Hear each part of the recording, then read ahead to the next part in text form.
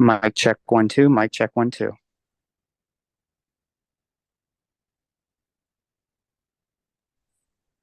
I can hear you, Senator Harbin. Senator Lucas. And he's like me. We need a little bit more time to move around sometimes.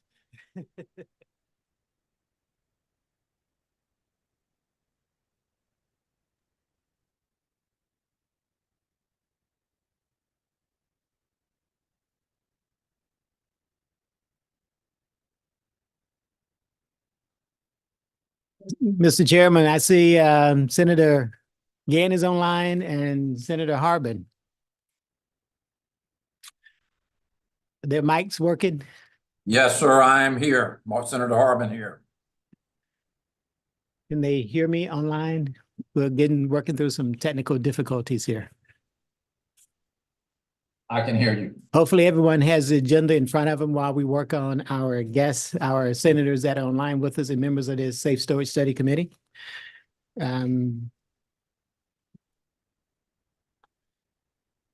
I'm going to ask if Senator Lucas would want to say any comments as well. I think we all are deeply disturbed and saddened by the incidents that happened yesterday.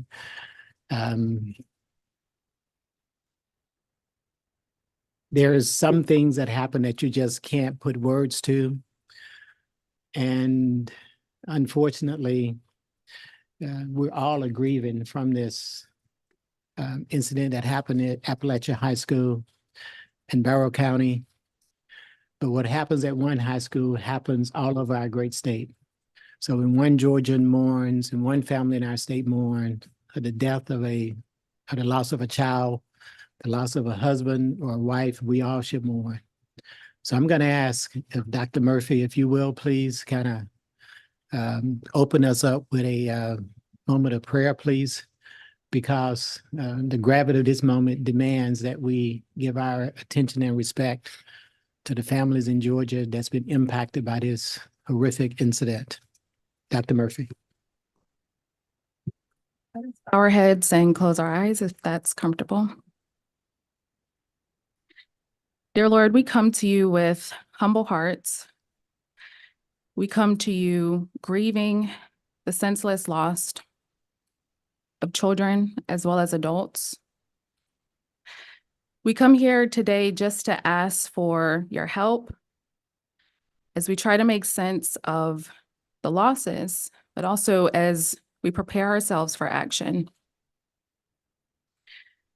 We ask that you would comfort all of those who are grieving, all of those who have so much to say, but maybe don't have the right words. We ask that you would bless all of those who are able to help and support and comfort the community, Yes. the school, Appalachia High School, the families, especially the young people who have endured such a senseless tragedy.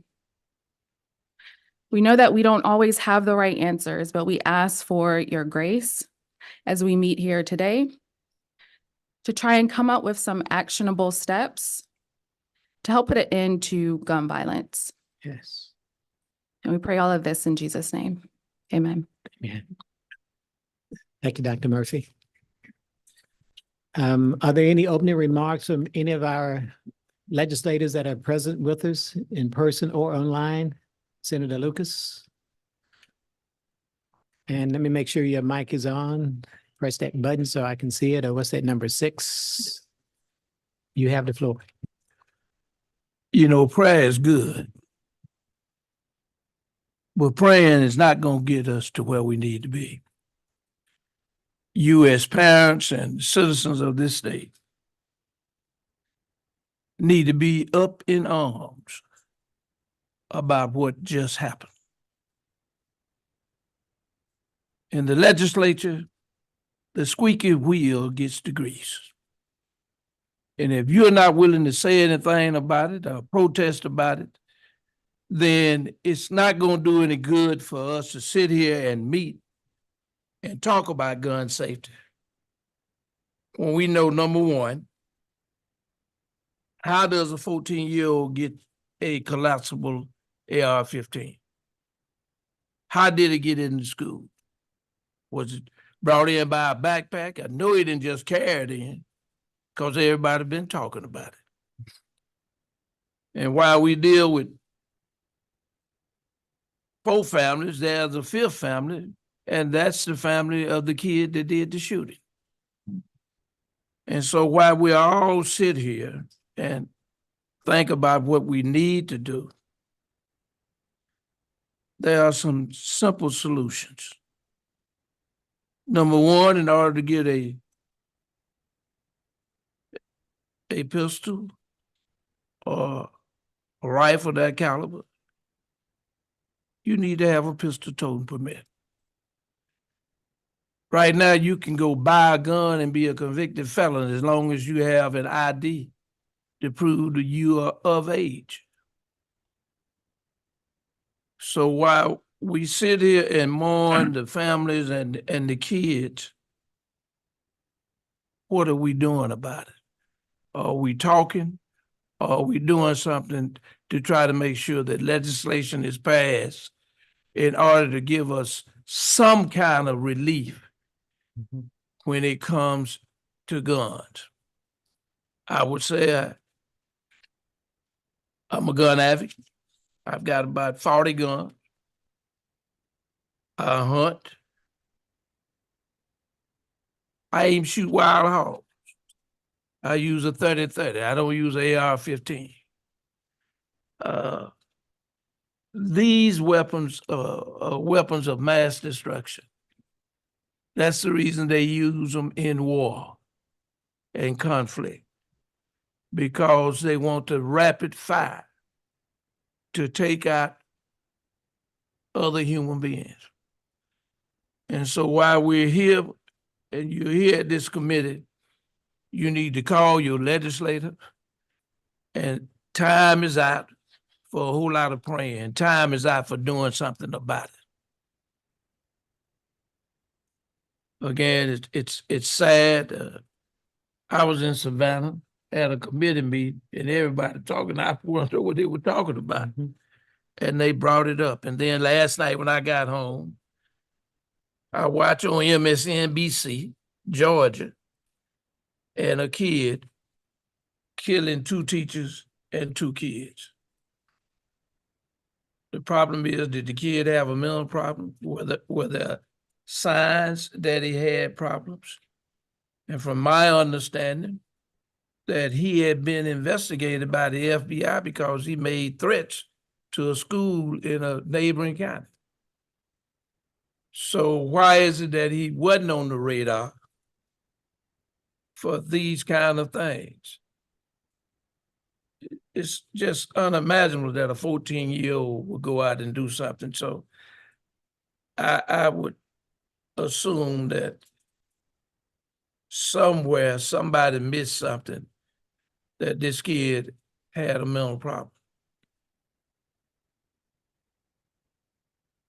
Professionals engage their skills with our award-winning AI to connect I'm business. through. Thank you. Skill, talent, and Always talent. hard to follow the grandfather of the Senate. Senator Lucas, thank you for those opening remarks. And we have senators present with us that are zooming in. Senators, I would turn the floor over to you and allow you guys to give your opening comments or remarks if you have any.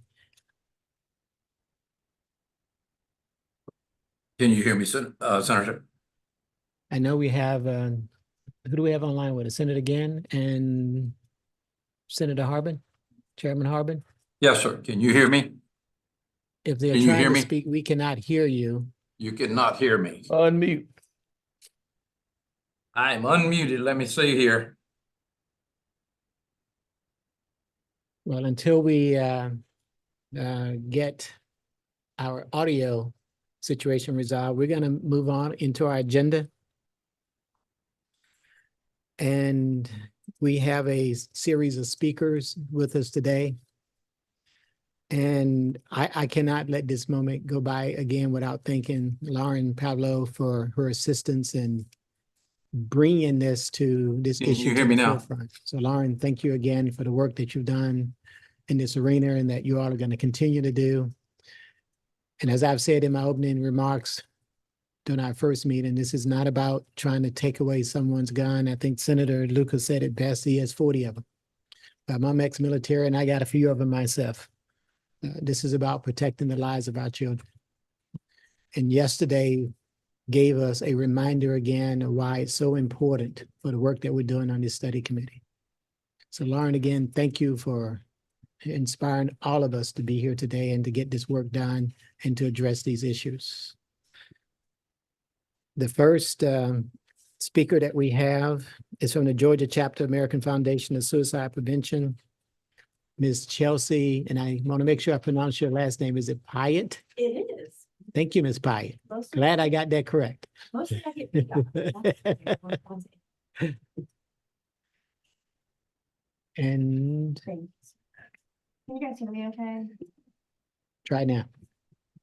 How's that? 1, 2, 3. Mike's better. Testing.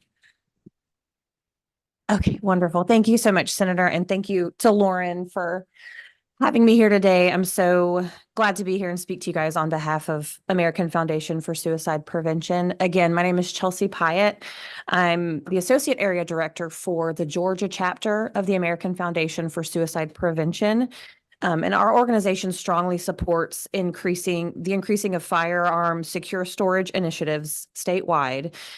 Secure storage methods for firearms, such as storing firearms unloaded or in a locked location, can save lives by inhibiting access to lethal means during a mental health crisis. And to reduce deaths by suicide, we urge the Georgia legislature to incentivize use of and increase access to secure storage options. Our organization, AFSP, I'll call it for short because we have a very long title. We're the leading nonprofit organization dedicated to saving lives and bringing hope to those affected by suicide. And we do that through research, education, advocacy, and loss support.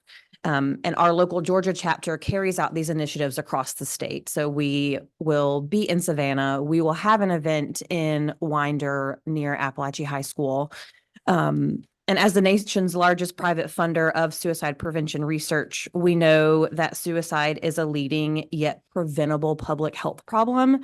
And so AFSP supports the implementation of voluntary removal initiatives, including temporary transfer exceptions, community storage options, and voluntary do not sell lists as important components of suicide prevention. But going further, so firearms are the most commonly used and most lethal means of suicide. So 85 to 90% of suicide attempts with a firearm are fatal. I lost my dad to suicide when I was 9, and he used a firearm. So this is what brought me to this work. And so for this reason, effective suicide prevention efforts must address to firearms by Georgia residents that keeping firearms safely stored can help us reduce the risk of suicides. We know from research that separating individuals from a variety of lethal means, including firearms, helps prevent suicide. So it gives them that time for that suicidal crisis to decrease. And just some facts to kind of bring the issue home. So in 2022, suicide claimed the lives of 1,624 Georgians, and 1,050 of those lives were lost to a firearm suicide. So that was about 65% of suicide deaths in 2022. And then when narrowed down to non-metro rural counties, those numbers increase. So that same year in Georgia, 2022, 68% of suicide deaths in rural areas were caused by firearm. And like Senator Lucas mentioned, there's no one cause to lead someone to the decision to take their life. There's often a mental condition at stake or at play, whether it was treated, whether it was not treated. So our main mission is to make sure that people know that there are resources available and make sure that people are storing their firearms safely and storing any other type of lethal means safely. And then again, most adolescents ages 18 and under who die by suicide with a firearm use one kept in their home. One study found that 79% used a firearm belonging to a family member and 19% used their own firearm. So this goes back to needing more security when you're purchasing a firearm. So anyone under the age of 18, still had access to those. And so again, despite the very real and clear lethal threat of easy firearm access, only 29% of firearm owning households with minors practice secure storage. So again, that's only 29% of families who own firearms practice safe storage. And even in households with minors at high risk for suicide, we see similar or lower rates of secure storage. And in light of yesterday's events, AFSP would like to, of course, extend our condolences to the community of Winder, to the students, to the families involved. We do have an event coming up in that community where we provide resources, we provide information for someone who might be struggling with their mental health. So we want to make sure that the community of Winder and all the students, faculty, staff, parents, friends, family of those who attend Appalachia High School know that we have resources available and that they can connect with us if they are struggling in light of these events. We know that this was a traumatic event and some students, staff, teachers may be struggling. And we want to encourage them to reach out to AFSP, want to encourage them to dial 988 if they need counseling, if they need advice, if they need support.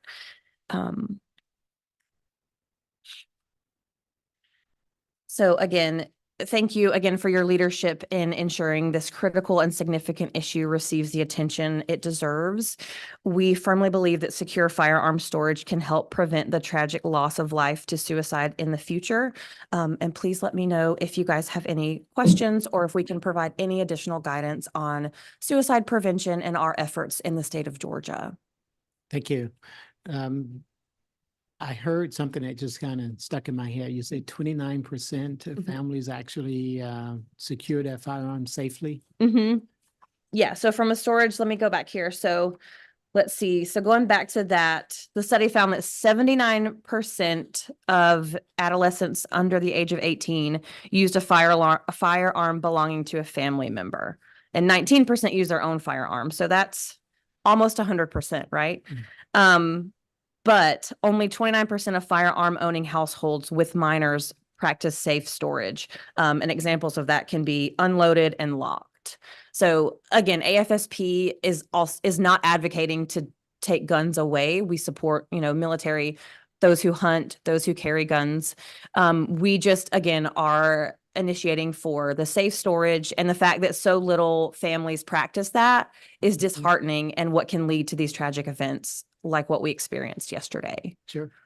What do you think we need to do legislatively to move the needle so that we can encourage more families to store their weapons safely and securely? Yeah, I think we just need to, again, remind folks that we are not trying to remove their guns, and remind them that taking those steps for safe storage are easy steps. Make sure your guns are unloaded. Make sure they're locked in a cabinet. There's tons of different gun storage options out there. I know that some gun shops will also store them for you. So maybe if you're worried about someone in your home, especially an adolescent who might be struggling with their mental health, remove the gun from the home entirely.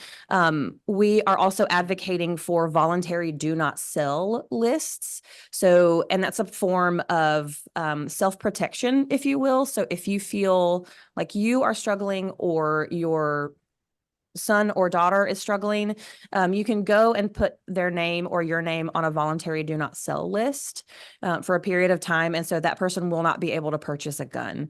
And again, this is kind of on the side of things with suicide prevention, because that's kind of where our lens is. But just again, asking the legislation to encourage safe storage and remind people that it's very easy to store your guns safely. We want to make sure that they don't get into the hands of someone who's struggling mentally to hurt themselves or to hurt someone else. Thank you. Senator, you have anything? Can you hear me? Do you think if Hello? we did like Louisiana, some other state giving a tax credit, we give credit to everything else. If you give a tax credit for somebody that say buys a gun safe and give them a tax credit for it, whether or not that will help those of us who have guns to do it. Mines are open, but my kids know that leather strap I got doesn't play. Right, right. So I mean, I think a tax credit might be something beneficial, something to maybe start the conversation, and remind people again that they need to make sure that these firearms are secured safely, like you keep yours open, and I'm sure you communicate that with your family. So yeah, I think maybe the tax credit could be something beneficial and give people that incentive. Right. But again, I think I think something else that would help too would be education when purchasing a firearm, especially someone who may not have the experience that you have with firearms, just about the firearm in general, and then about safe storage. So maybe some education along with that would be beneficial as well. Thank you. Thank you. Do we have connections online? Want to make sure I respect those that are. Senator Jones, Yes, can you hear me? yes, we can. Go Okay. ahead, again, Yes, I'm here. Can you hear me, Senator Jones, Chairman? we can, absolutely. Thank you for joining us. Go ahead, Marty. Okay, excuse me. I'm sorry. I don't know what the issue is here, but I'm working off my phone and my laptop, but just couldn't get the opening portion, but wanted to express prayers and our condolences for the families that were affected by this thing. It's absolutely, I won't say scary, but it's scary as you have grandchildren that are at schools and things of that nature. But I just wanted to really, in 2023, the legislature funded additional safety for schools. One of those I know was resource officers. And I think we need to just really express our gratitude for the resource officers that were willing to respond quickly, that really probably stopped this from even being more so devastating than it was. And I just want to recognize them because they are a major part. I know that we have additional security issues, the badges. I'm not sure about the details. I think that we look at what's going on, but I would just want to thank the resource officers and those people in law enforcement that really responded quickly. And I want to recognize them because I really feel like that's important.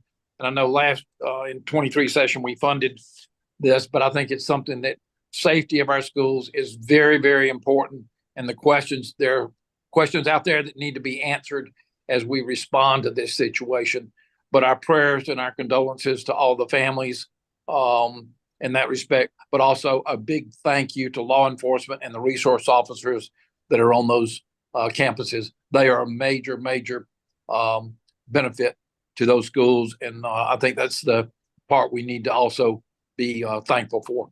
But thank you for what you're doing. And as we see this unfold and all the information from law enforcement, I'm very interested to see, how can we deal with these issues coming forth and those issues there. But thank you for the time to just speak.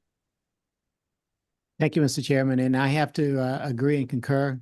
And one of the things that I got reminded of this incident from yesterday this horrific incident from yesterday is 5 years ago, I authored the legislation that created this unique certification through GIPSTIC for SROs. And the entire body, this legislation was unanimous in the support from both Democrats and Republicans in both the House and the Senate. And our SROs now are certified. They are certified post officers. And again, I want to thank my colleagues in the General Assembly for funding this effort to properly train our SROs. And for that, all members of law enforcement. I have to recognize Chief Ramos from DeKalb County, who's sitting back there in the back with us. And I didn't know, Chief, your time. If you need me to move you up on the agenda, please let me know. She nods her head. I think she's going to be okay. And again, thank you, Chairman Harbin, for those comments. And Chairman, again, I'll yield to you. Thank you, Chairman Jones. Said I want to tell you a little bit because this hits closer to me than anything in the world. This is in my Senate district. These children, educators. I mean, and it's just not those that were injured or killed, but it's everybody in our school system all across the state of Georgia and really all across the country, because it has national implications. A year ago, June, I went down to Uvalde, Texas after the school shooting down there and actually met with law enforcement. I've tried to understand the implications of what happened and how it happened and the failures that they had there. Because if you don't learn from mistakes, then you don't learn how to fix things. And I agree with Senator Lucas. We need to take some action on things, and we've done that. I'm proud to say that with Chairman Jones, your leadership on some subjects and what we've done for mental health.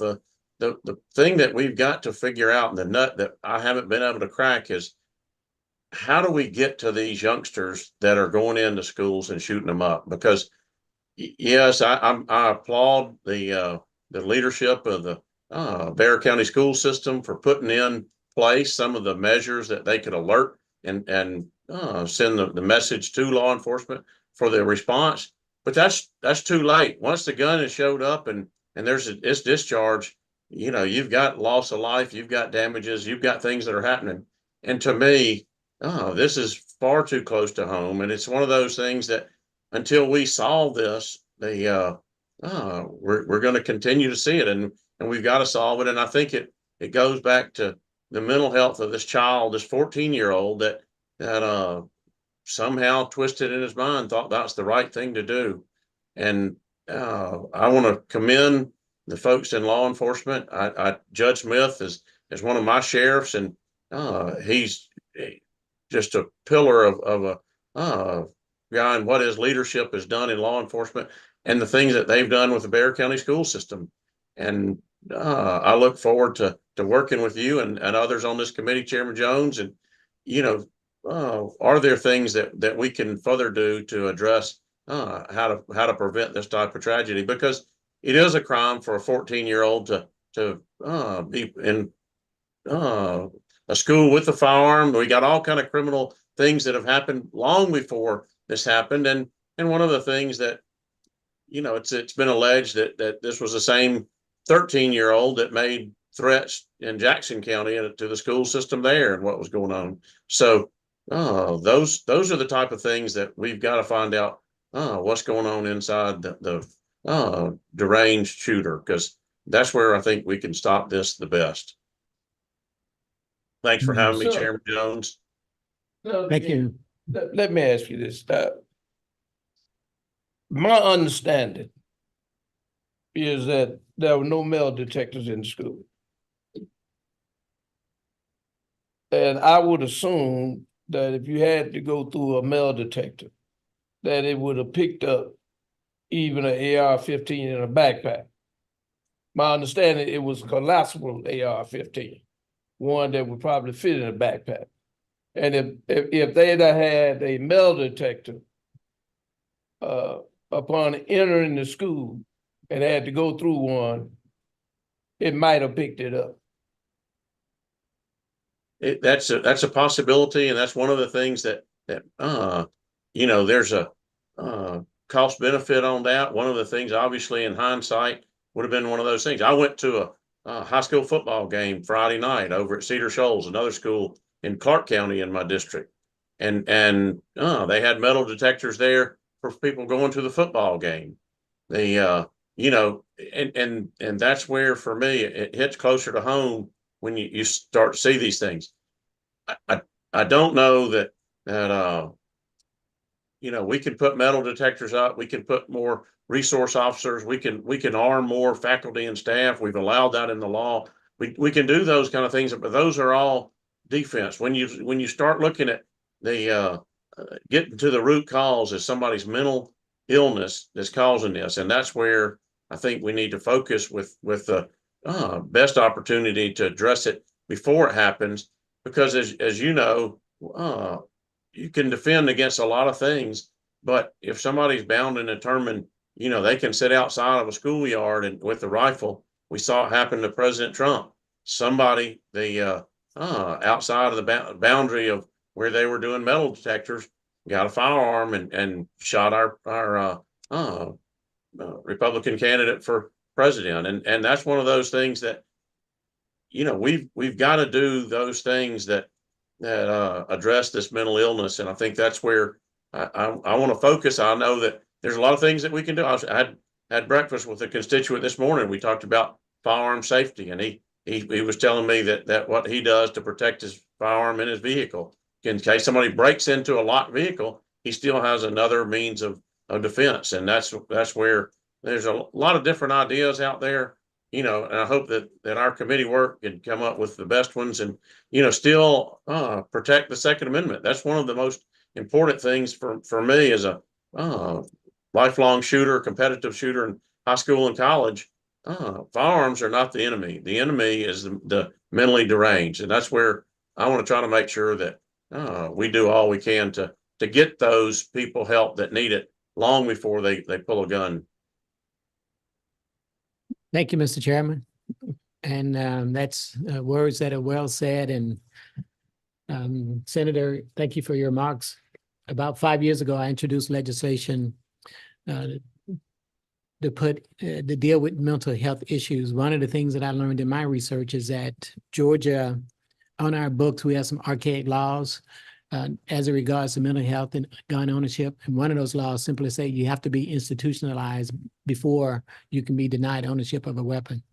And we all know in this great state, we don't institutionalize people anymore. Everyone is treated at home with medication or in a hospital setting temporarily, and then they get discharged. And that's an area, and I'm glad to hear Chairman Gann talk about mental health, that I think we can do a lot of work, particularly having people pre-screen how to getting a permit to buy a weapon. And that's just one of the things that we should and we could do in this great state. Again, thank you, Chairman Gann, and we will go on to our next speaker. Thank you, Ms. Pike. Our next speaker is Georgia Moms for Change. I have Sarah Walker and Heather Hallett. Is that correct? Yes. Thank you, Ms. Hallett, and Ms. Walker for being with us today. Yep. And I will surrender the floor and yield the floor to you.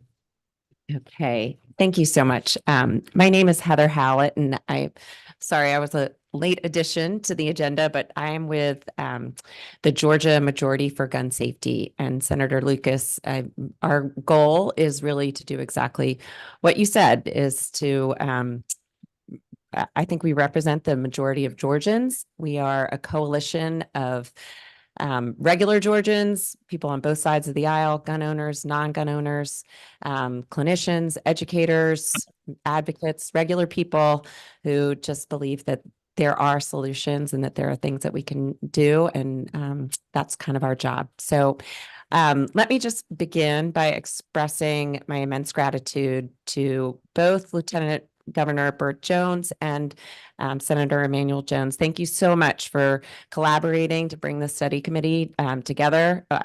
We are gathered after just another horrific tragedy.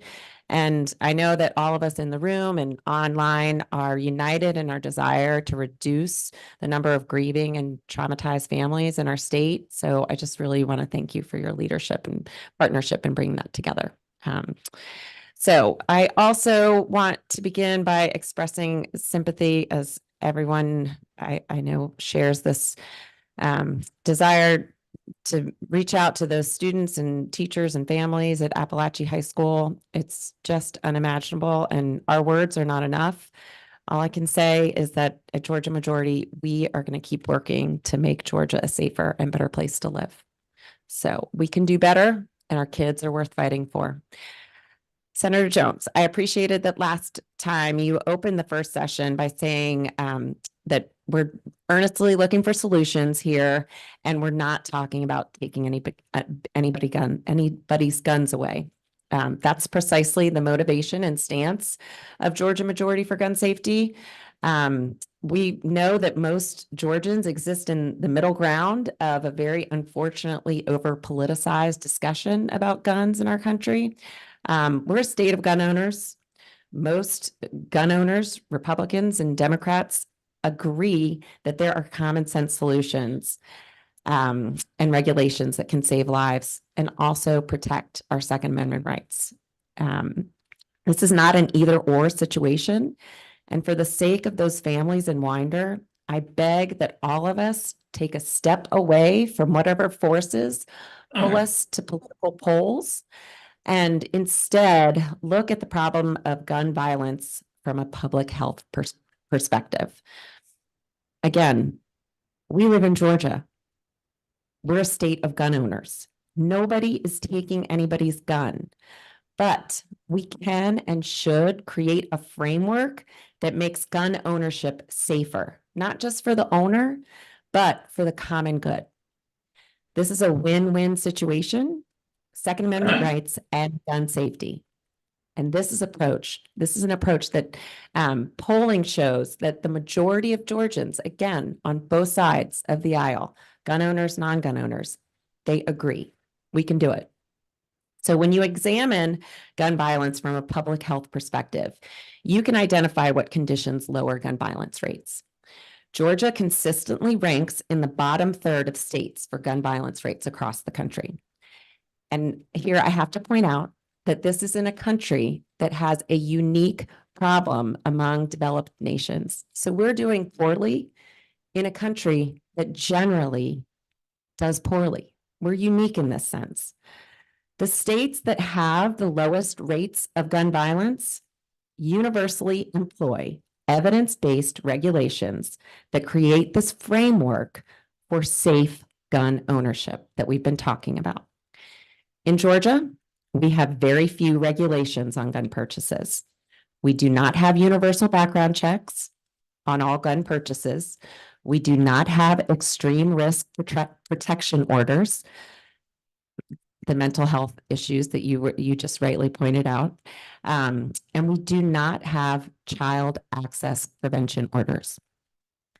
The evidence suggests that by implementing just these three modest public health measures, this is not about taking away guns, it's a regulatory framework, we could cut our gun violence rates in half. These are proven measures that save lives. So the reason for the study committee, it's the Safe Storage Study Committee, right? You called this study together, this committee together to study safe storage laws. And I have to point out that child access prevention laws, these are laws that require gun owners to securely store their firearms when children are present and could gain access. They have some of the most robust public health data supporting their effectiveness in reducing childhood injury and death. The RAND Corporation publishes a meta-analysis of all the scientific evidence on the effectiveness of child access prevention laws, CAP laws. And I have a copy I can distribute and share with the senators who are online as well.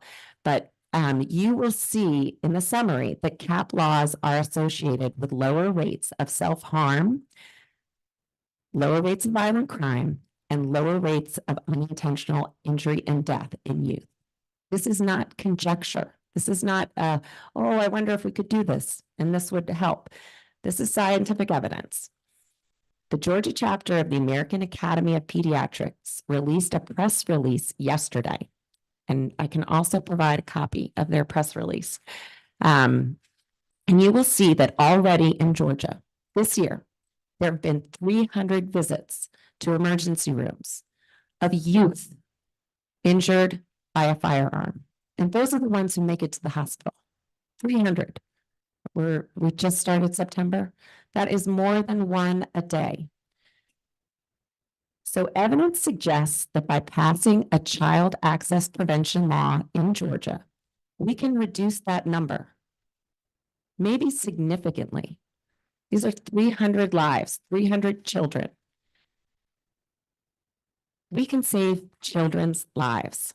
And nothing that I have heard about the drawbacks or inconveniences of locking up your firearms should trump those lives, those children's lives. That's just a full stop. And I urge you, all of the members of the committee, to retreat from the politics and look at this from public health perspective. Just the raw numbers of kids who we could impact by passing these laws. Public health framework also helps us understand the conditions that lead to violence. And I'm particularly grateful for the work that the Georgia Majority has done, has brought into my orbit all of these heroes in communities across Georgia who are working with families, with young people, with survivors, for people living in at-risk communities to circumvent conditions that lead to violence. Women like Dr. Jordan Murphy, who you heard from earlier and you'll hear from again, leaders like Leonard Dungy, who spoke to the committee last time, their tireless efforts to meet the needs of people and ameliorate the conditions that lead to violence. They are heroes doing amazing work. And I really hope that one of the things that comes out of this committee is a commitment to assisting and funding those efforts. Last year, a $5 million proposed line item of funding for community violence interventions did not get included in the final state budget. I know it will be proposed again, and I really hope that you will take some time to hear more about what these heroes are doing and that you will be inspired to fight for that funding in next year's budget. They're heroes and they're doing great work, and I just can't lift them up enough. I've already spoken with Lauren about some other members of that community who I think could provide some great testimony in future hearings. So I hope that we can continue to, again, lift them up and learn more about what they're doing. In closing, a friend of mine is an emergency room physician at the Grady Trauma Center.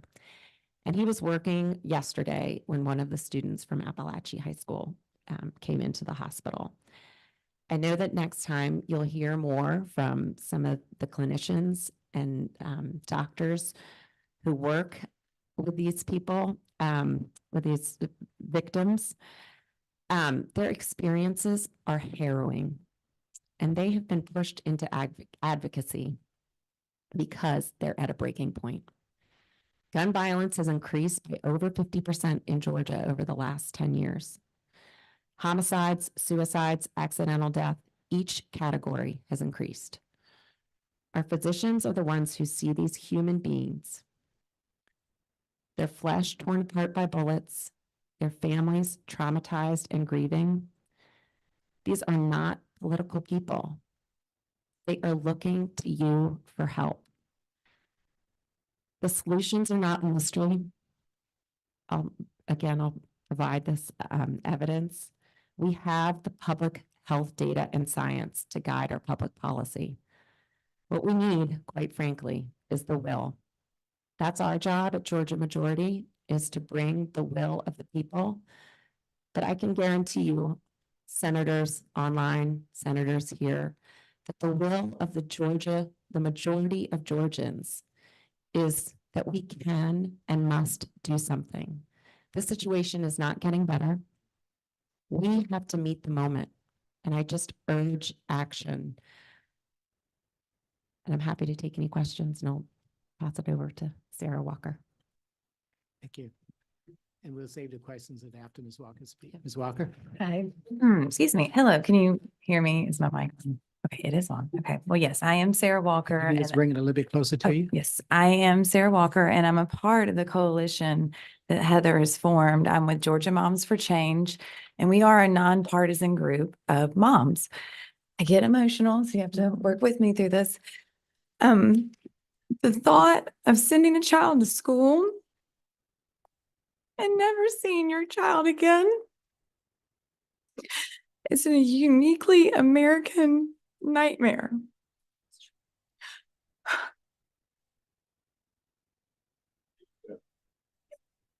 Please. To do better. Thank y'all. I had a lot of things prepared to say, but I'm just going to sit up here and cry, apparently. Thank you. But today I wanted to start, and thank you, Dr. Murphy, for that moving prayer you said, because we are really tired of just thoughts and prayers, and we come to you today for policy and change. And I do bring my Christian faith into this. Thank you. So in the book of James, it is said that faith without works is dead. And that has always rung true to me and my family, which is why we are volunteers. And get through this. Okay. I'm glad Heather went first. Thank you. Yes, it is Please. why we come here and why this issue, when people say you can't make it political, it is political. This cannot continue to happen. Georgia, we know, has some of the laxest gun laws, and we are having mass shootings. Our children are traumatized. Communities are torn apart. And it keeps being said there's two different sides, and it's not. It doesn't have to be. We can all come together to protect our children. And I've said this over and over. We have more children dying from gun violence than we do car wrecks. But think of all the safety measures we have in cars. My children have been in car seats. They have airbags and shields. But my kids could die going to school where they should feel safe. I mean, even their vitamins have child safety lids. They can't get their vitamins without my help.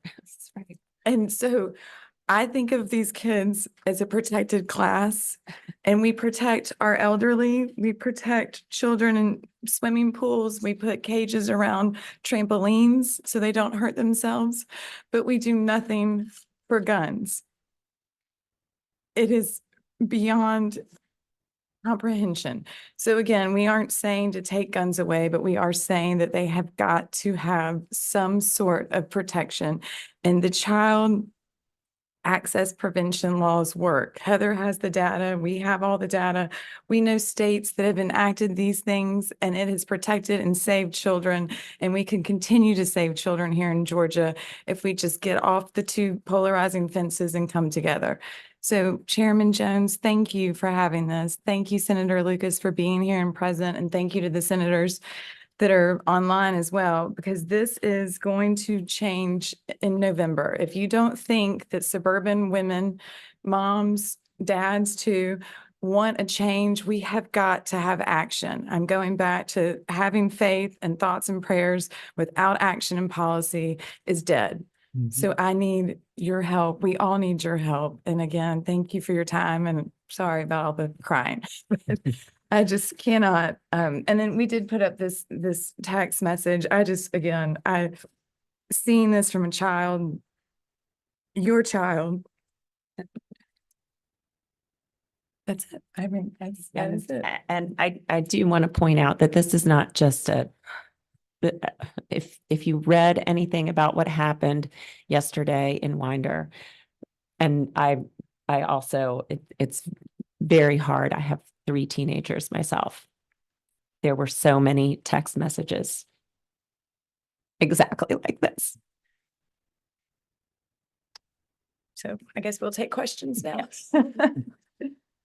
It's hard to for me to even follow up with a question, because as a parent, as a father of 3 kids myself, I understand your pain, and I feel really the gravity of this moment in trying to come up with an approach. We have an opportunity in Georgia. Yes. And I think now is the moment for us to take advantage of this opportunity and seize this moment. I mean, your testimony was powerful.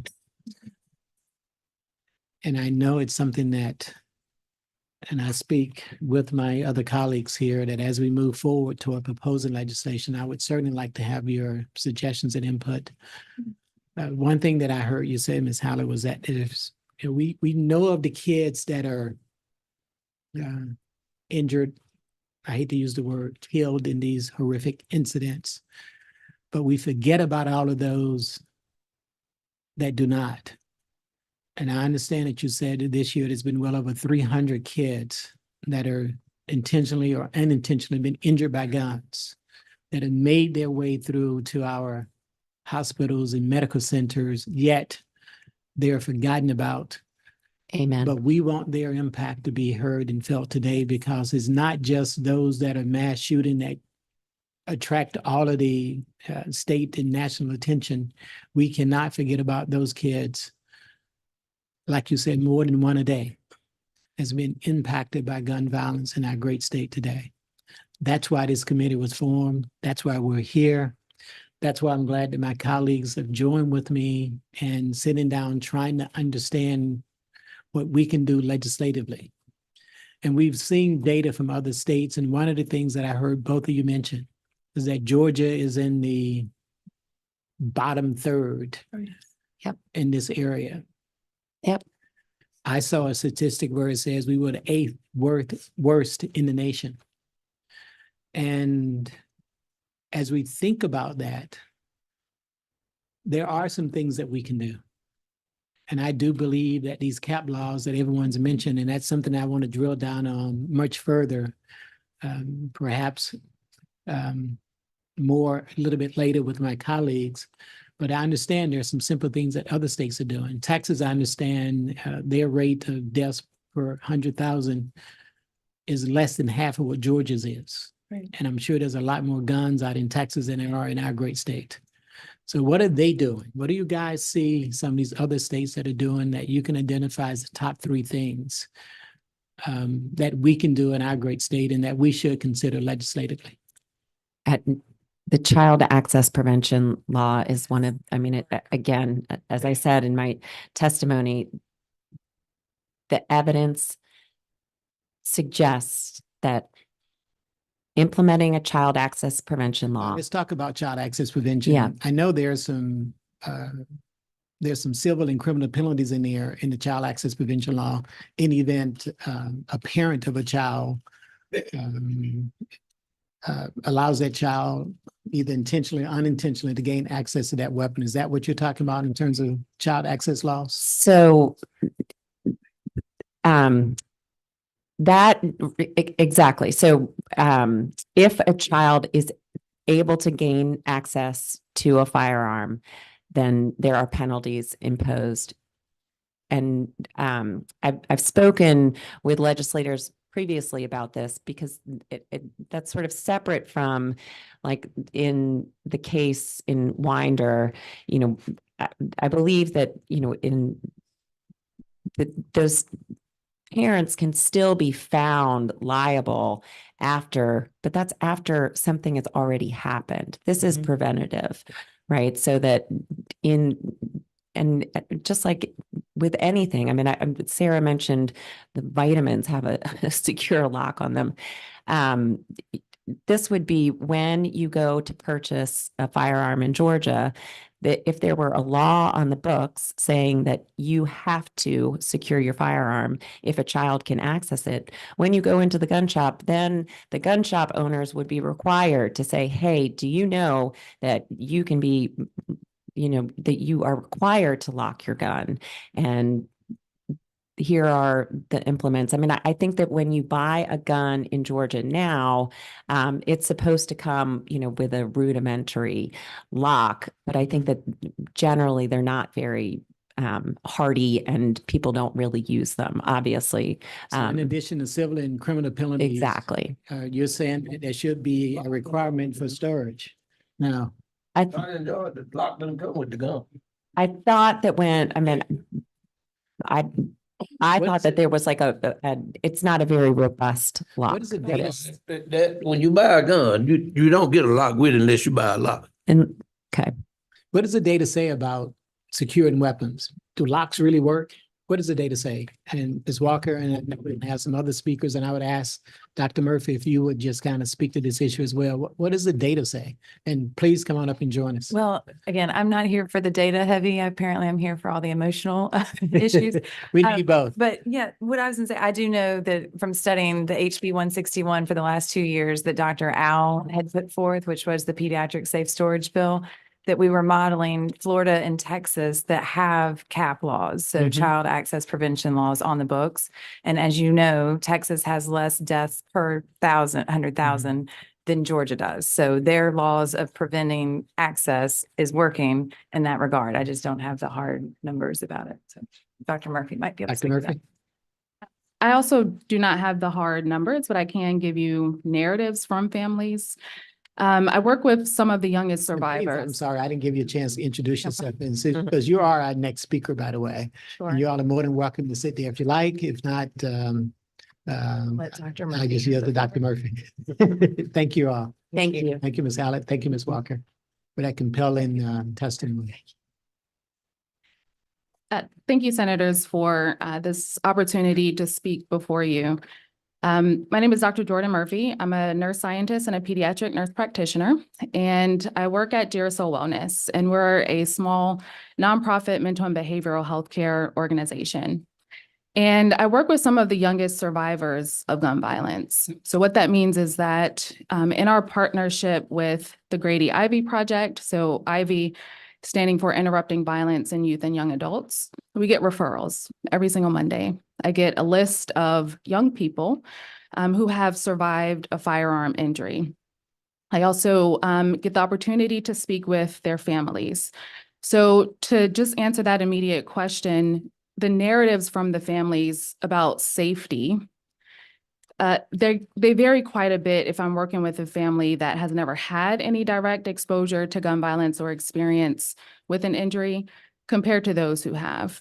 So having a conversation around safety locks and safe storage once a child has been injured by a firearm is a very difficult conversation to have, because that firearm now represents safety, right? The perception of safety.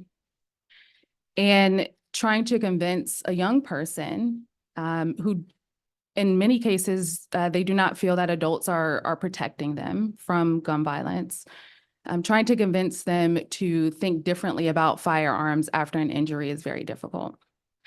So, of course, at Girasol Wellness, and I'll kind of get into this with our slides, we absolutely support safe storage.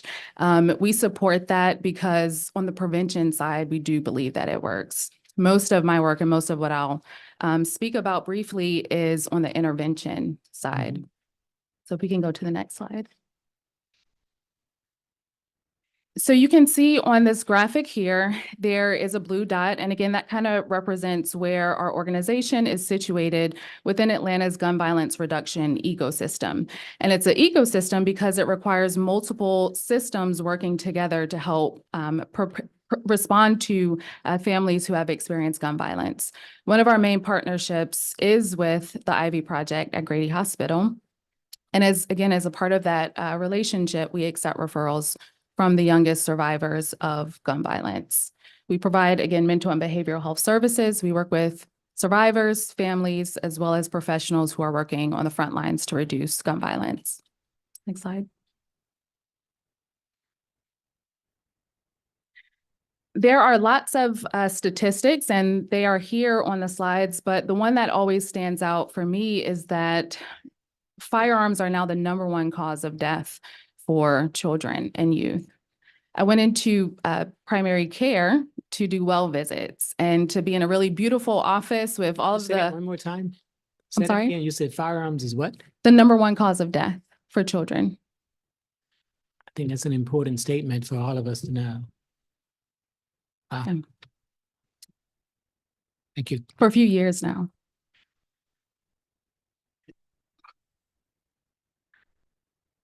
I went into primary care practice thinking I would do well visits, thinking that I would sit in a really beautiful office with lots of colors and work with families.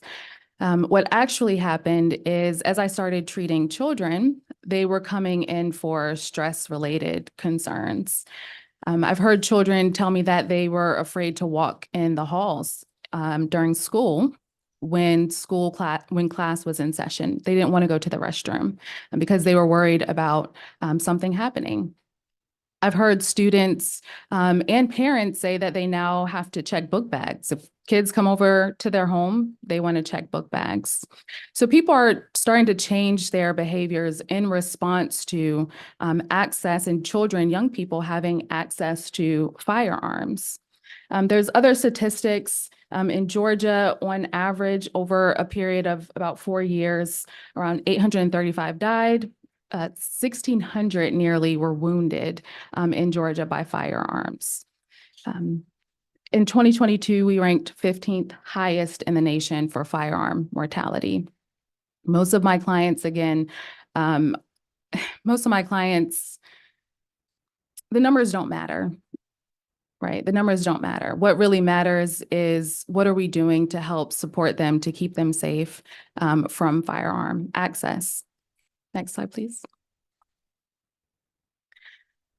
So in our work, I always try to think about how we have our principles, we have our theories, but how do we move that into meaningful practice? And so we have a few principles that guide our work, and this includes home visiting clinicians as well as credible messengers. So you heard the reference earlier to community-based violence intervention organizations. Credible messengers are really important in this space because they can go and talk to young people and families and even mentor them or have conversations with them about safe storage when they are high risk and when they may not be willing to disclose access to firearms in a clinical setting. So credible messengers are really important. I talked a little bit about counseling families, but especially counseling based on their lived experiences. So how we as clinicians not only introduce the concept of safe storage, but also how we can support families who come from communities that have high rates of gun violence. So for example, since 2022, we've worked with the families of Forest Cove, who were displaced from their homes due to the housing conditions. They came from a community with high rates of gun violence, and we're still working to provide services for them to this day. Lastly, we also need adequate mental health resources, and that term has been used quite a bit.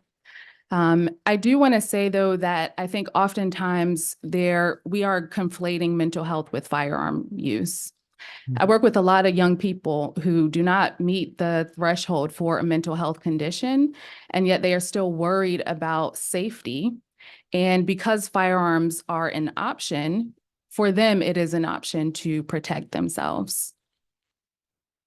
Next slide, please. So as I mentioned, one thing that I try to do a lot of is really listen to the families that we serve. That's what helps to guide our recommendations and the recommendations that I'll give today. One thing that we've had to get a lot of clarity on is this relationship between behavioral health and mental health. So related terms, but there are some distinctions. When we talk about safe storage, we're asking people to make a lifestyle change. We're asking them to store your firearms safely, securely, store your ammunition separately from your firearms. When we talk about mental health, we also have to address their perceived sense of safety. So as I mentioned that if I'm working on the prevention side with families who do not have any experience with gun violence, those conversations go over really well. It's a lot harder on the intervention side. And so we need additional access to mental health resources, but we also need laypersons and credible messengers who can help and encourage people and mentor people to put those safe storage practices in place. Next slide. Another key thing that I've learned is that safe storage is not safety education. So a little more than 10 years ago, I worked at a gun range. I was a range safety officer. And part of my job was to teach mostly beginners how to safely use and discharge their firearm. Most people were coming in for recreational use. The time that I spent teaching them was less than 5 minutes. What that meant for me and how that still comes up today is that often people have access to firearms without education. I can counsel a family in a 15-minute encounter about safe storage. It takes a lot more time to counsel someone about education, safety education, because education has to be reinforced. And so we have to spend a lot of time talking about safety practices in order to get individuals to have a behavioral change. Again, that lifestyle change of safely storing and securing your firearms.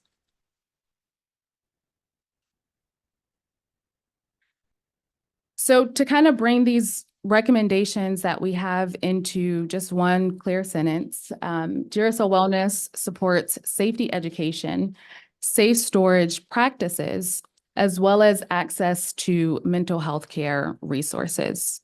There are a lot of different ways that we can approach this, but we really feel strongly that it is the combined effort on all of those fronts that will help us to see meaningful outcomes. So promoting safe storage, but at the same time offering additional access to mental health resources, because Georgia typically rests in the bottom 5 for access to mental health providers. A few key recommendations include prioritizing firearm safety and education for clinicians. When I was in school, firearm safety was maybe one sentence of one class session. Hopefully that has changed, but I think it would really benefit clinicians to do things like universal screening as well as lethal means safety counseling. There are opportunities possibly for offering free firearm safety locks, or at least a referral maybe to a public health department or a community-based organization or the VA that may have access to locks that we can provide to families. And then again, lastly, just expanding resources for mental health. I have one final slide. I just kind of want to show what outcomes and support looks like when we have time to work with even one client. This particular graph is of one client that I worked with, 18-year-old college student, lost 4 family members to gun violence in the period of 1 year, with 2 of those losses happening during our treatment. You'll see that bump at the end. That's where those 2 losses occurred. With a 10-month period of time, we were able to address not only the losses, we were able to address behavioral and lifestyle changes that can help increase her perceived sense of safety. We were able to address mental health. We were able to address safety practices, but it took 10 months. And this is after 4 losses. So again, we support safe storage and we want to do more of that. We also want to combine that with safety education. So actually giving individuals the opportunity to learn how to safely use firearms if they're going to be responsible to have them. And then also matching that with access to mental health resources in order to see meaningful outcomes. Thank you. And I'll take any questions. Dr. Murphy, I think you said it all. And it was good that you followed Ms. Hallett and Ms. Walker as well, because I wanted to kind of rearrange our agenda a little bit so that people could hear your comments. So thank you for being here. And let me just pause for a moment and recognize those Georgia moms that are here who are demanding more from our legislature. Can y'all just kind of stand up for a moment, please?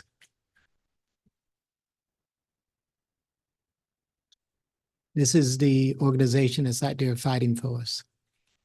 Thank you all. Chief Ramos, and thank you. Thank you. Chief.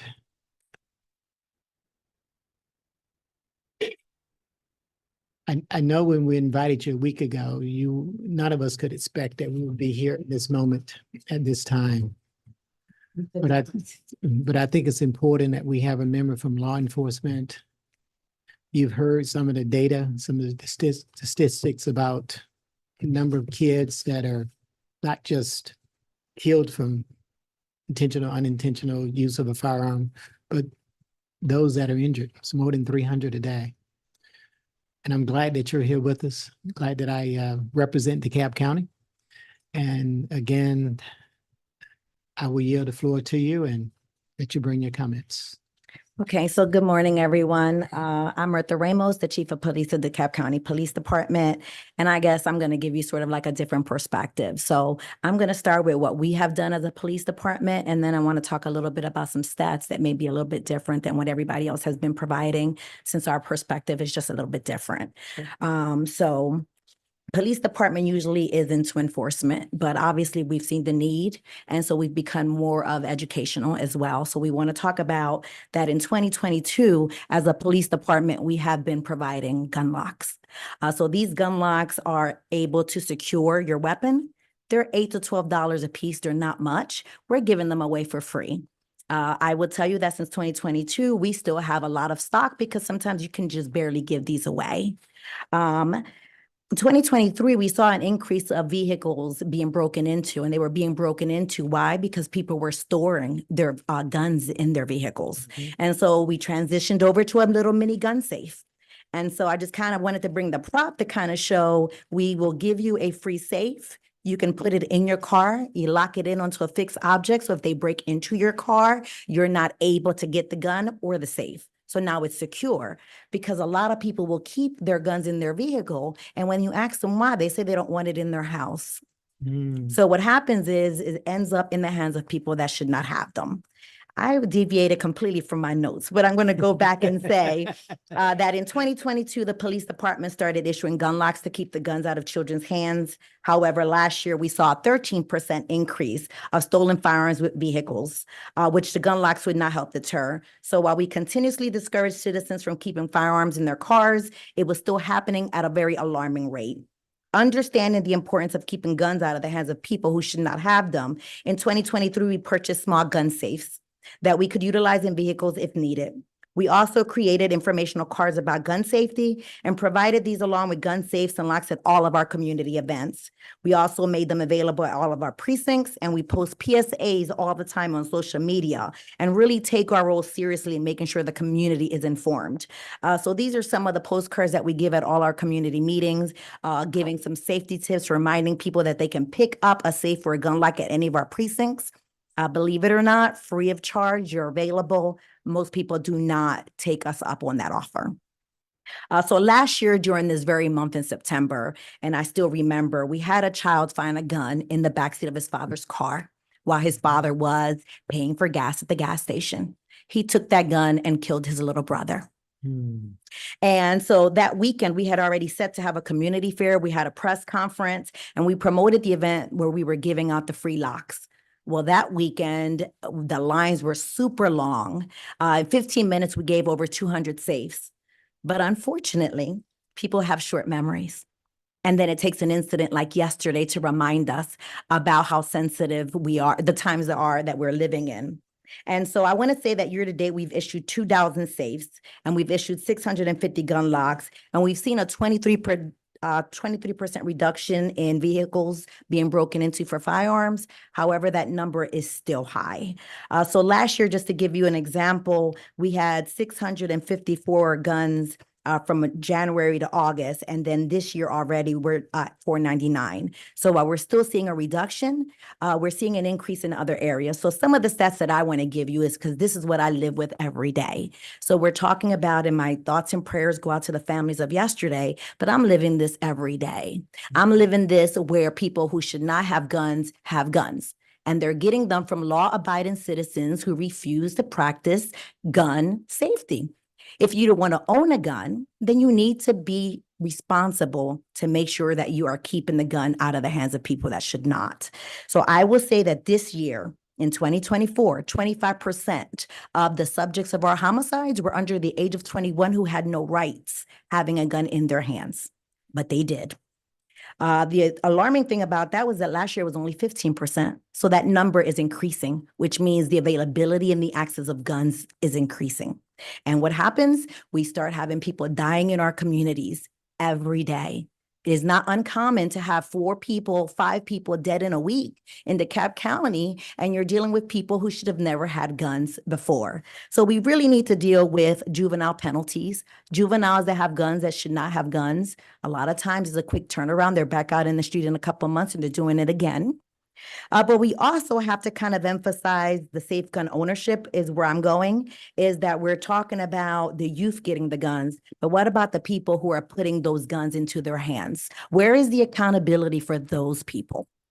You know, if you want a gun, that's great, but there should be a level of accountability where you need to make sure that that gun does not land in someone's hands just simply because you were negligent in making sure that you kept it safe.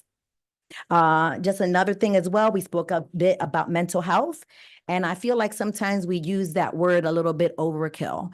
Mental health, yes, it is a problem. However, sometimes you just have bad people doing bad things. And let's not make excuses for them and giving them an out saying they were having a mental health issue. A lot of times when we catch people after they've killed someone, they were just bad people. So that's what I have to say. So sorry, I just kind of went all over the place. But I did want to say that we as a police department, we as a DeKalb County government, we really take it serious. We're really out here informing our communities. I mean, like I say, we have an event, we'll bring out 100 gun locks. We may give out 75. It is free. Costs you absolutely nothing. So if you don't like this, that's fine. We'll give you this. I don't know what else we as a community can do to hold ourselves accountable, because I think that that's what it comes down to, is we have to hold ourselves accountable. Feel free to have your guns all day, Sure. but can you please secure them? Senator? Well, she gave us a different perspective. She said some folks are bad, and I agree with her. I don't know, Chief. I mean, what is your suggestion to this study committee as to what you would propose if you were in our shoes and we're talking about the incident of yesterday? You know, I think it goes back to just making sure that there is responsibility for those people who purchased the guns, because the child didn't purchase the gun himself. He had access to that weapon. And how did he have access to that weapon? And that's why it says we have to hold people accountable. You drive your car, police will stop you, give you a ticket for your own safety because you weren't wearing your seatbelt. But you go ahead and buy a gun, there's no rules, no regulations on how you have to keep them safe out of the hands of the children, out of the hands of people who shouldn't have weapons. So I go back to accountability. We have to hold people accountable. And I don't know why we shy away from that word, but if you want to have a gun, then be responsible about it. Because the people that are committing the crime, most of the time had no legal right to bear a firearm. But yet then they have it because they got it from someone who was negligent and allowed them access to it. How about that? I mean, we do have to hold people accountable. And thank you. It's okay to clap in here. I don't mind. That's one of the things that we're talking about is the child access. And I think you've heard that from all of our speakers. And certainly that's one of the things that we plan, that I plan to drill down on is looking at these other states like Texas and North Carolina and even Florida that have laws on the books limiting child access and having some kind of civil or criminal penalty for those that allow children access to these weapons, where those states have a significant reduction in child deaths, intentional, unintentional, per 100,000. They're less than half of what Georgia's is. That is a top 10 list in the nation that we should not be on. And I agree, we need to do more. And we wanted you here so that you could give us that law enforcement perspective. And you did that. Thank you. Honestly, it's kind of sad. You know, it's sad because we see people dying all of the time. And then the person who killed them really should have never even had that weapon. So maybe if we find a way to keep the weapons out of their hands, then maybe we can reduce the homicides that we're experiencing. And that's one of the goals of this committee. Yes, Chairman sir. And I Jones. appreciate you guys. Yes, absolutely. As Mr. Chairman, go ahead. Thank you. Chief Ramos, I had one question for you, if you'll allow it. Absolutely. On the metal gun safe that you're suggesting to put into an automobile, how would you fasten that in an automobile so that it's not easily diffused by somebody? They bring a pair of bolt cutters to just or wire cutters to cut the cable if that's attached in a vehicle, because you know I've had a firearm stolen in DeKalb County out of a vehicle back in the 80s for me, and they actually stole it out of the trunk. It was not visible at all. Never had been visible to anybody in DeKalb, but they actually pried open my trunk and went into it that way. And I just kind of wonder, you know, how would you secure that? Well, we have this little cable, and while it looks kind of fragile, it really isn't. So we actually tested the cable and tried to saw through it, and we could not do it. We needed an industrial size, a wire cutter to try to do it, and it took us quite a bit. So if we're slowing you down at least, that will delay the process, meaning hopefully you can come out and stop them from stealing anything in your car. But every time they go into a vehicle, we've seen plenty of videos, they're in and out in about 10 seconds. They go in, they go under your seat, they go to the glove compartment, then they're out. Because they're specifically looking for weapons. So if we can at least slow them down, then maybe somebody can see it happening, call the police, and then we can prevent it that way. So at least it will delay you unless you're walking around with some industrial size equipment, you should not be able to cut through the cable. Chief Ramos, I appreciate you sharing that. Would you mind leaving that with Chairman Jones? I apologize, I couldn't be there in person today. I've got a meeting with the Municipal Electric Authority of Georgia a little bit later. So that'd be great if I'd like to see it, and if I can get that from Chairman Jones, that'd be excellent. Yes, sir. Excellent do. idea, by the way. I was thinking if I could have that one too, by the way. So Actually, I can drop a few off. Okay. We have no requirements for these. We will give them to anyone. And like I said, we're actually having a community safety and outreach fair on September 21st, and we'll be giving these out. We have them at all of our precincts. So our postcards will even tell you where you can stop and get one free. Even though you don't have to register your weapons, sometimes people will still come and register their weapons. So our permitting office is giving these out. They're giving out about 75 a day. I mean, we're really going out there. I mean, it's not about trying to arrest people. We're really trying to inform people because we're tired of seeing innocent people being killed unnecessarily. Here, here. And I Chief believe we Ramos, I'm have- gonna suggest you leave one of those for each of the members of the study committee. I will have them delivered. Thank you. I wanted to see if I could ask where the funding for that came from.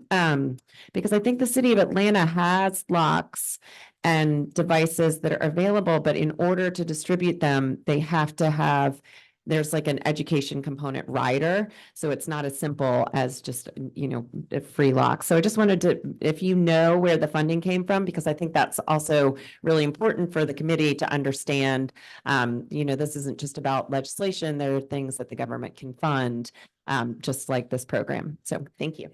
So, in the state of Georgia, we fund things that are priorities to this body. So if we can make this a high enough priority, we can fund it. well, I'm very fortunate to work for CEO Michael Thurman, and I have a great administration. So I don't know specifically where the money came from, but they gave us a special allotment just for this. Absolutely.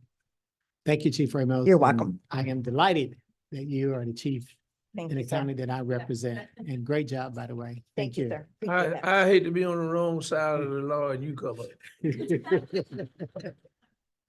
Well, you gotta be nice, but you gotta be firm, sir. We have one other guest with us. Lauren, is the Be Smart program? They want to speak next time, if that's okay. Absolutely, absolutely. Well, I have a special guest that just walked through the door before we wrap things up here. And let me thank all of those that have been in attendance. She had asked for a couple of moments just to talk about an initiative that she has going, some legislation that she is proposing, by the way.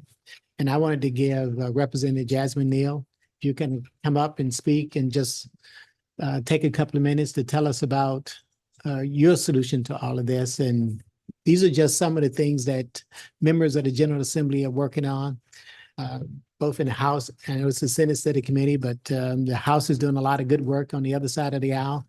And we want to reach out to our House members so that we can work collaboratively on coming up with what's best for Georgia. Because we all know if we're going to pass anything around here, it requires both the majority in the House as well as majority in the Senate. And Representative Neal, my good friend from Clayton County. And I understand you have a previous law enforcement background, don't you? Yes, sir. The chair, I do. Thank you. Thank you to the chair. Thank you to the committee. I just wanted to speak a few moments about some of the initiatives that have been moving over the past year or two in both bodies. And I'll tap dance on one that has come from the House side. I will start by saying that for Clayton County, when it comes to our school district, we have been conducting free gun lock giveaways to include safety seminars that run simultaneously. We've been doing that for years, and we've given out hundreds of locks to our citizens. Sure. But with that, I have served and protected for many years as a police officer and detective in the past, and I have trained and been a part of law enforcement active shooter trainings, and we have to do something. Of course, as you know, tragedy struck yesterday, and our hearts go out to those families. And we like to say enough with the thoughts and prayers. But in Georgia, we have moved past thoughts and prayers. We have bills ready to move that did not make it through the process. Our colleagues have tried to move bipartisan bills recently that did not make it through the process, to include some that didn't get a hearing at all for whatever reason, one reason or another. I myself dropped a mass shooter study committee bill that attempted to outline a variety of concepts for the state to contemplate. The bill is supported by Democratic and Republican signers and did not receive a hearing. Because of my background, every time there's a school shooting, my phone rings off the hook, as you can imagine. The calls I have received over the last 24 hours are from citizens, military veterans, police chiefs, and others in law enforcement who helped with the bill and are disappointed because they feel like we have a variety of solutions, some of which we outlined in the bill to simply start the conversation and build a proper bill for the next session. They feel like we could have prevented yesterday. We are prepared with the skeleton, but at the same time, the study committee bill outlines the grand scheme of goals with a variety of out-of-the-box ideas for consideration that have come from citizens in my local churches, schools, military vets, and police personnel. I personally workshopped the bill for a year prior to dropping the bill. We have one goal: preventing school shootings, keeping kids safe from firearms, period. Whether it's my ideas or the ideas of another legislator, we have to have the conversation and build the bill that is the solution. So presently, Democrats and Republicans alike feel like we could have prevented this because there are bills on the table with names from both parties on it. This used to be deeply partisan, but it is not anymore because the Georgia legislature has demonstrated that. We have gun bill solutions with bipartisan support, and we're wasting our opportunity to change things. Additionally, there is money. Governor Kemp gave local entities, K through 12 across the state, $45,000 for public safety initiatives in the schools. We are doing a disservice if the governor is giving the money, we drafted the bills with bipartisan support, and we just won't move it. So some of the aspects. Can you just kind of give us the highlights of what's in some of those bills? Absolutely. So, of course, it's my study committee that allows for us to contemplate a few things: how to hold adults accountable, how do we create a place of reporting to the FBI agencies, from the FBI agencies, to then have a place for it to go, whether statewide, that we can be accountable outside of doing an initial interview and we're done. We're done with the topic, which happened in this recent shooting. And then we currently have teachers that are caring in the state, in the school systems, but they're not housed under any regulatory agency under the state. So, how do we address that? And what does that even look like? To include, we do have the tax bill, I think, that came out of the Senate. But we also have just a general bill that came out of the House in relation to providing safe storage, just in general, absent of the tax aspect. So we have a lot of concepts that have been running, and I just wanted to highlight some of them because in Georgia, we have the bills, we have the money, it's already been allocated, and we just have to do something. And that's all I got. Representative, let me ask you a question. Yes, sir. Looking at what happened yesterday, would metal detectors in the school, where you enter the school, where everybody has to enter the school, do you think that if we require these schools to have metal detectors in entering the building, would that probably prohibit someone bringing a weapon in, nobody knowing until it's used, rather than somebody off the street who tries to bring a weapon in or something, which means that if you're off the street, you got to sign in at the office before you can go into the building. But they do it at football games. The only metal is that the detector will go off, a beer can come through there. But I'm talking about a weapon, a knife, a gun, or whatever. Do you think that would probably prohibit somebody from getting in the building and not being noticed? The detector doesn't go off. So in my personal opinion, I think that's a layer. I don't think that can stop anything, only because oftentimes I think in the prior shooting, some people didn't come to school that day. So they don't care if the metal detector's at the front door or not, they're gonna walk past it. But in addition to that, and I can't remember this, I think this is an aspect of one of the bills that was proposed, but also I think there was a bill related to gun parts, if I'm not mistaken. I'm trying to recall. But some people are able to put guns together. So if you come into a school with the pieces, will the metal detector pick up on that? And if it doesn't, all the student has to do is go to the bathroom and construct the weapon, and we're back in the same position that we were before. Well, Representative, thank you. And again, let me thank the members that have spoken at this committee. I was asked, based on the incident that happened yesterday, whether or not I was going to hold this committee meeting. And I just want to remind everybody that my response was, I think it's now more appropriate than any other time in our state's history to hold this committee meeting. And for those that spoke, I understand your passion and your feeling around this issue. To my colleague that's here with me, my good friend, Senator Lucas, Chairman Gann, Chairman Hartman that was on Zoom with us, who took time out of their really busy day to be here with us. Well, This is just for a moment, Senator, this is just something that I felt it was important that we do, and not let the bad guys win, not let this moment pass us by not taking advantage of the attention that this community is paying to this particular issue. Georgia, I think as everyone has said, we know where we stand as it relates to having access to guns. And I think we have 2 more meetings after this, but I can tell those that are listening and those that are here that I've learned a lot about this particular issue. And I know in my mind, things are beginning to crystallize in terms of what we have to do. And I have those 3 things. That is, I spoke about it earlier.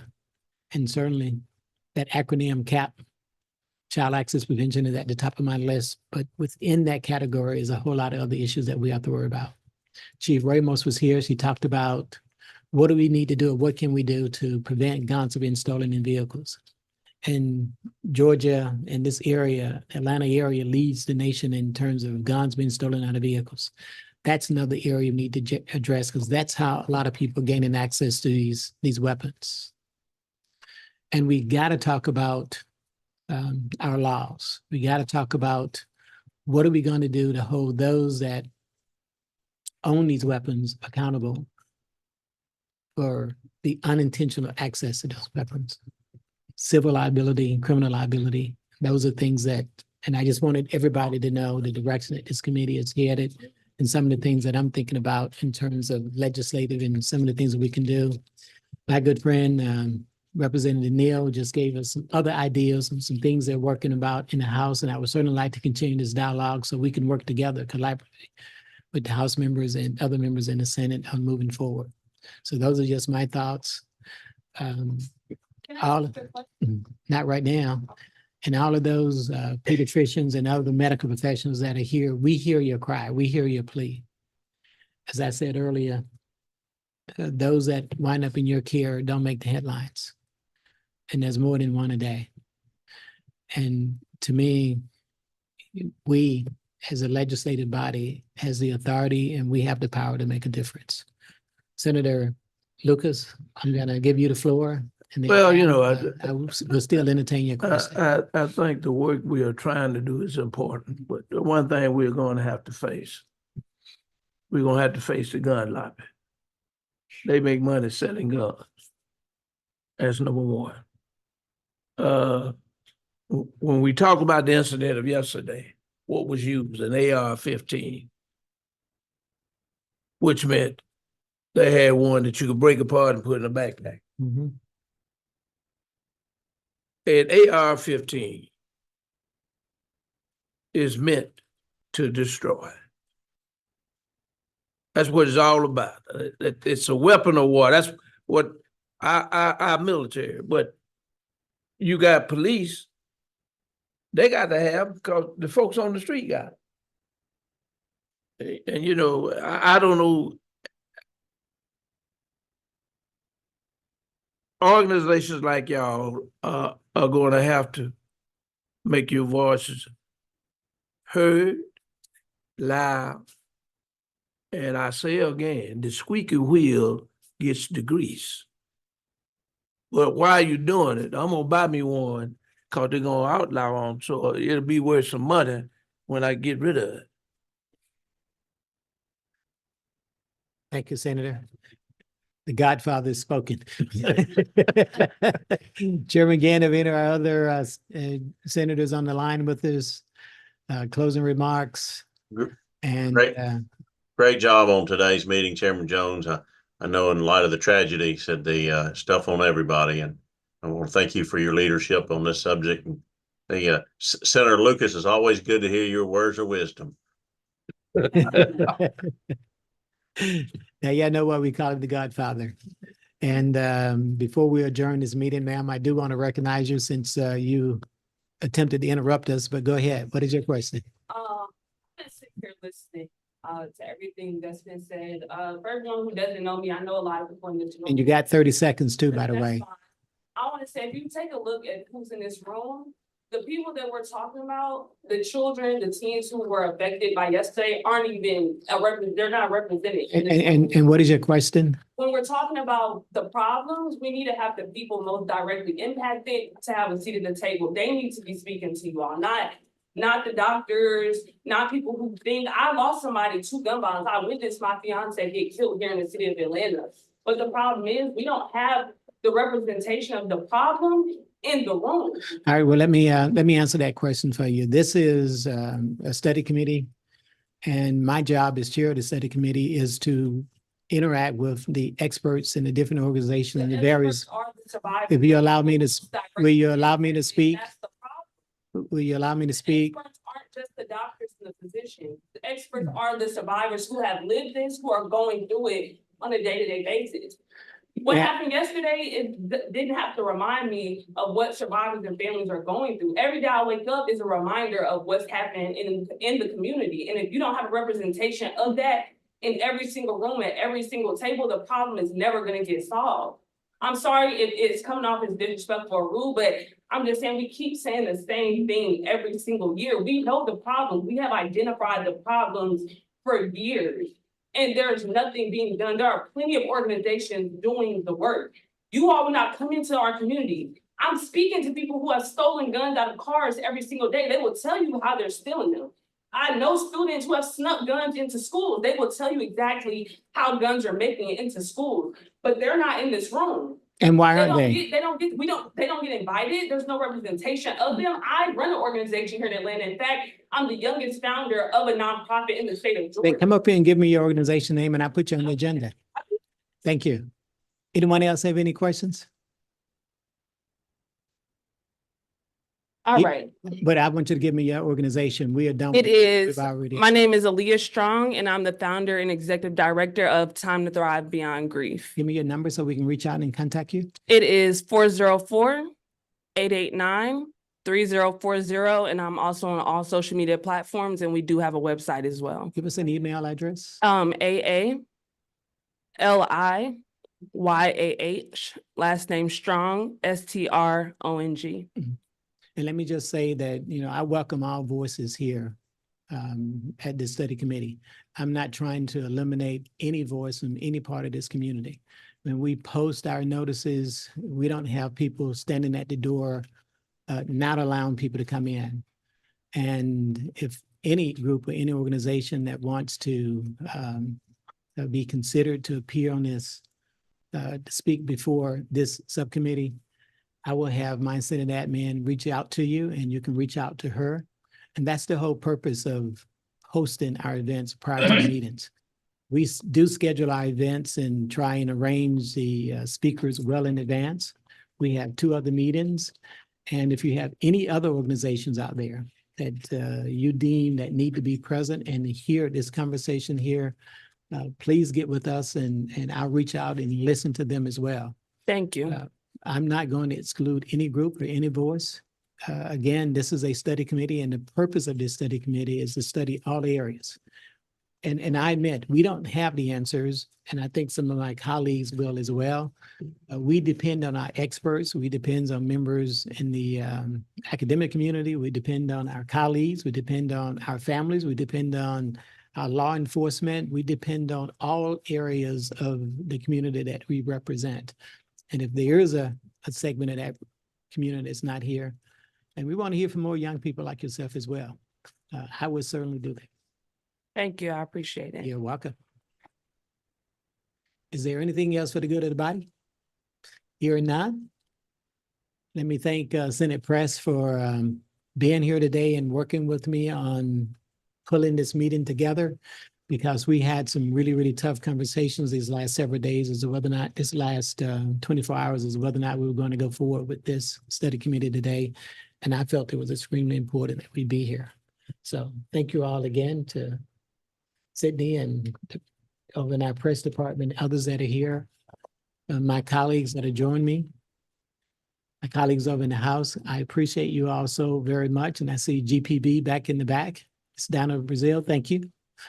I spoke to her this morning, and I see other members from the press here as well. And thank you all for covering this study committee. And our next meeting, we have a date for it. That's the night. The 19th of September. Yeah, that one. What you had. Just go ahead and tell us. September. I can't see it all. September 19, and we will, all of our meetings will be held here. And we will ensure that we have all voices in the room. That's my goal. What And time? 11. Don't be 11. If you want to, we changed the meeting today to 10 to accommodate one of our colleagues. So Yeah. No, I mean, is 11 good for you? it's good for me when I know. Thank you. I missed the last one. I don't think it was on Wednesday. It was on Tuesday. He's my godfather. I called him several times, and I will keep calling you. Thank you, my friend. This is a bipartisan committee, and we expect to have bipartisan solution, and we certainly would need bipartisan support in moving forward. And again, let me thank our Lieutenant Governor for having the foresight for convening us as a body and signing off on this study committee. And Lieutenant Governor Burt Jones, I appreciate him. And again, if our hearts and minds are clear, we will stand adjourned and continue to pray for those that lost their lives and the family and that's been impacted by this horrific event yesterday at Appalachia High School. Thank you and God bless you. We are adjourned. Man,